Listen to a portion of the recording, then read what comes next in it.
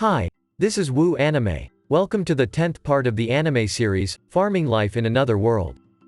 Beezle visits Florem and informs her that Princess Yuri wants to launch a military campaign. Rosalind, Clawcasse, and Rogue were the ones who persuaded her. Hiraku's village is their target. Florem thinks the three female are dumb and wonders why they would assault the village after she told them how strong they are. Beezle explains that the reports were so absurd that they began to believe they were impossible. Beezle worries that if Florem attempts to stop them, they will accuse her as betraying them. He does, however, urge her to come up with a plan to stop them. Florem believes they just need to demonstrate the village's might without mobilizing it. They paid the Lamia girls 10 crates of apples to face the 300 soldiers approaching the village and easily forced them to surrender. As a result, the three girls are taken to the village and Florem says that they wish to join the village and work for it as if their lives depended on it. Hiraku then inquires about the fourth female, who sits on a throne, and Florem responds that she is just here to watch for the time being. After Hiraku leaves, Florem assures the girls that their misdeeds would be forgotten if they undertake some honest work. They should also conceal their identities so that Princess Yuri is viewed as a regular person. Florem takes them on a tour of the village. Yet, since they are noble, the three girls think that they should not be left in the middle of nowhere and plans to escape. However, while they attempt, they come with inferno wolves and spiders, which causes them to give up. Fearful of being discarded, the three begins working and assists Florem's job, becoming known as the Town Hall Girls. Yuri regrets bringing conflict to the village after seeing how nice and peaceful it is. Florem asks why the Demon Lord didn't stop her, and Yuri replies that she had heard Florem was a prisoner and was concerned for her safety. Since the two had been childhood friends, they decided that Florem would tell her everything and treat Yuri normally. Eventually, Yuri assists with farming work and even encourages the three girls to assist her. It's time for Yuri and the girls to go. However, the three chooses to remain, claiming that they haven't returned everyone's goodwill and that there is more work to be done and more to learn about the community. The Demon Lord Galgardo complains to Beezle when Yuri comes home that she seems more respectable and is constantly occupied with something. Beezle claims that Yuri seems to be becoming interested in politics and diplomacy, and that his daughter will become an adult before the parents realize it.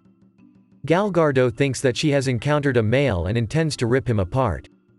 Beezle cautions him that his attitude will turn her against him one day, which immediately soothes Galgardo.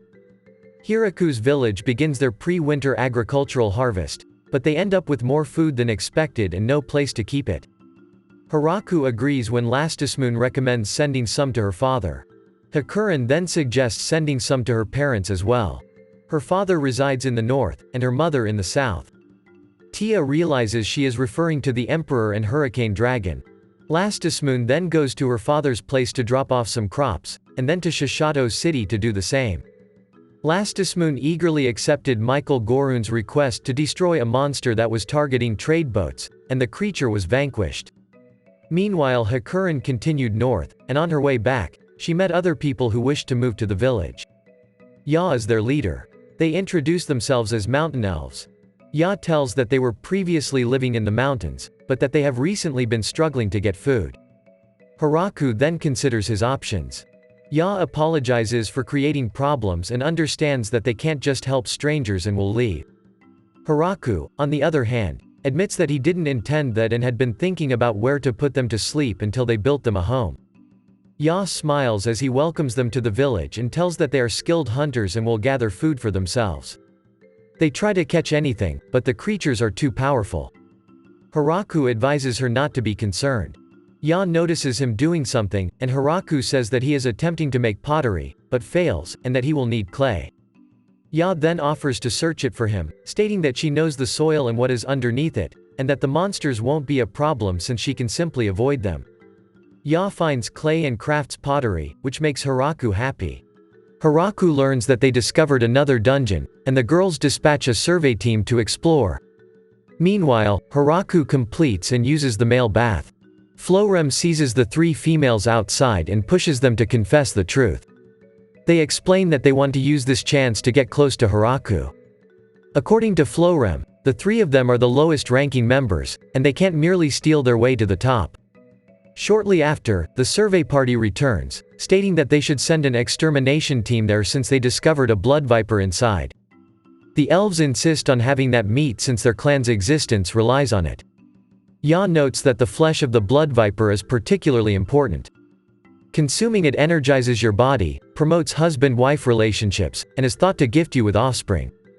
Hiraku then attempts to calm the girls down by asking them to discuss it with the whole village. Winter arrives. Hiraku pays a visit to Ru since she is ill. As she discusses her symptoms, Senna wonders whether she has a craving for sour foods recently.